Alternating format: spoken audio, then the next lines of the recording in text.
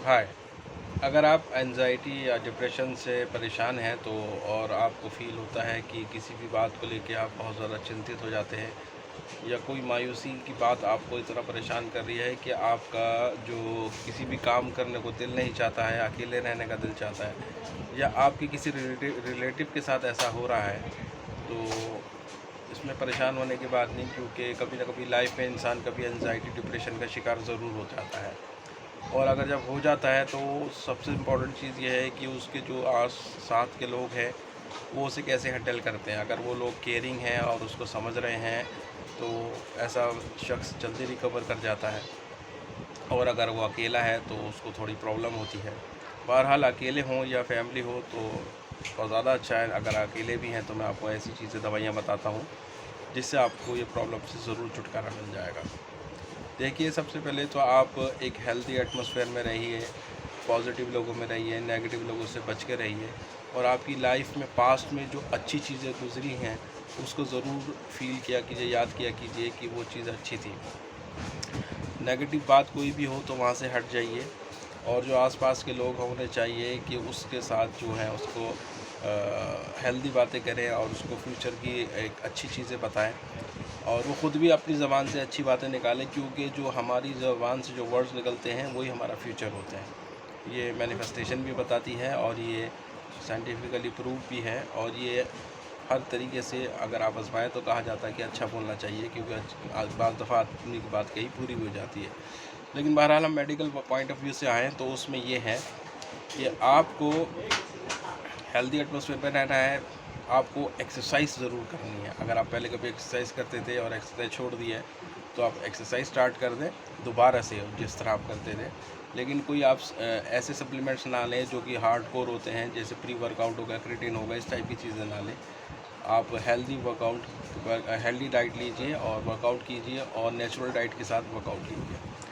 और अगर आप पहले कभी वर्कआउट नहीं करते थे तो आप शुरू करें थोड़ा थोड़ा करके, योगा, वर्कआउट, वॉक, कोई भी फिज़िकल एक्टिविटी में अपने आप को बिज़ी करें। हेल्दी बातें करने वाले लोगों के साथ रहें, उनके साथ अपनी चीज़ें शेयर करें, उनसे उनकी बातें सीखें। कोई चीज़ ज्वाइन करें जिसमें आप बिज़ी रहें, मशगूल रहें, और अपने फ्यूचर को लेके जो आप चीज़ को लेके परेशान हैं उसमें पॉजिटिव चीज़ में कोशिश करते रहें। अब आ जाइए दवाई की तरफ। दवाई मैं आपको ऐसी बता रहा हूँ जिसके लेने से आपको जो चीज़ें परेशान कर रही हैं, बार बार आपको रिकॉल कर रही हैं, जिसकी वजह से आदमी को डिप्रेशन आता है या फिर एंजाइटी, डर, घबराहट होती है, वो चीज़ें दोबारा लौट के नहीं आएंगी। आपका माइंड जो होगा फोकस होगा अपने काम की तरफ, और कंसंट्रेशन आपकी अपने काम की तरफ होगी, और आप अच्छा हेल्दी फील करें। क्योंकि देखिए, सब चीज़ हमारा पूरी बॉडी का हमारा ब्रेन कंट्रोल करता है। जब हमारा ब्रेन सही वर्क करेगा, कंट्रोल में होगा, तो हम फालतू बेकार की बातों की तरफ जाएंगे नहीं और अपने काम में लगे रहेंगे।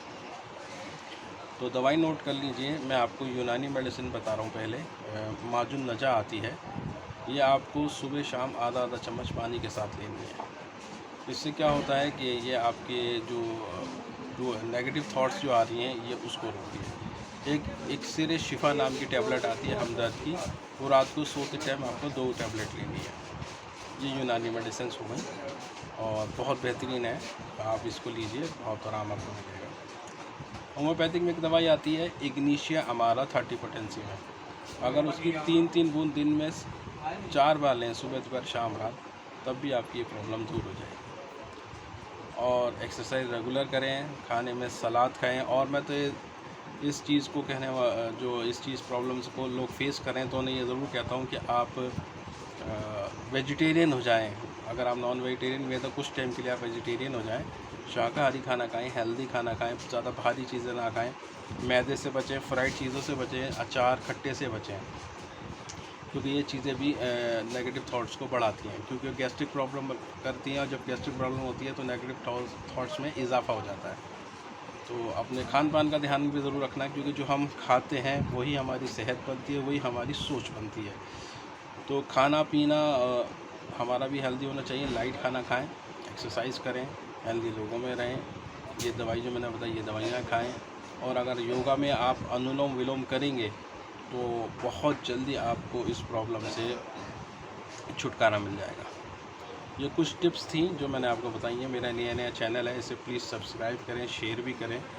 और मैं आपके ऐसे ही मेरा इंस्टाग्राम में भी Hafs7791 करके इंस्टाग्राम में भी अकाउंट है, उसमें भी आप देख सकते हैं। उसमें तकरीबन 250 के करीब फ़िलहाल वीडियोस हैं शॉर्ट्स में। उसमें भी बहुत सारी ट्रीटमेंट्स मैंने बताए हुए हैं, और इसको भी आप सब्सक्राइब करें, प्लीज़ शेयर करें। Thank you.